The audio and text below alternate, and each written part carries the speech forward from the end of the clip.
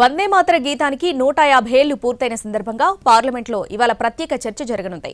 ప్రధాని మోడీ చర్చను ప్రారంభించనుండగా 10 గంటలు కేటాయించారు. ఎన్డీఏ కూటమికి 3 గంటల సమయాన్ని కేటాయించగా కాంగ్రెస్ తరఫున 8 మంది ఎంపీలకు టైం ఇస్తున్నారు. వందే మాతరంతో ముడిపడిన కీలకమైన చారిత్రక అంశాలు సభలో ప్రస్తావనకొచ్చే అవకాశం ఉంది.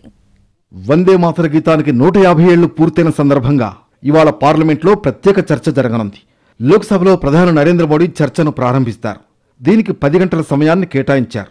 ఇవాళ మధ్యాహ్నం 12 గంటల సమయంలో ప్రధానమంత్రి నరేంద్ర మోడీ చర్చను స్టార్ట్ చేస్తారు. సభను ఉద్దేశించి ఆయన సుదీర్ఘంగా ప్రసంగిస్తారు.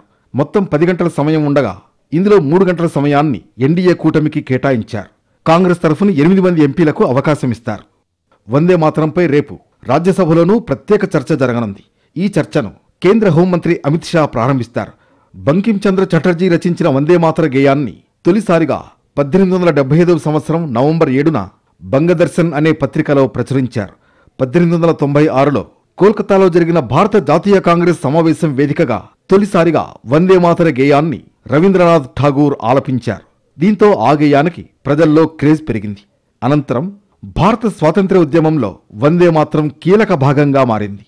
దేశ ప్రజల్లో దేశభక్తిని రగిల్చే మహత్తర అస్త్రంగా అవతరించింది. లోక్సభలో ప్రత్యేక చర్చ సందర్భంగా వందే మాతరంతో ముడిపడిన కీలకమైన చారిత్రక అంశాలు ప్రస్తావనకొచ్చే అవకాశం ఉంది.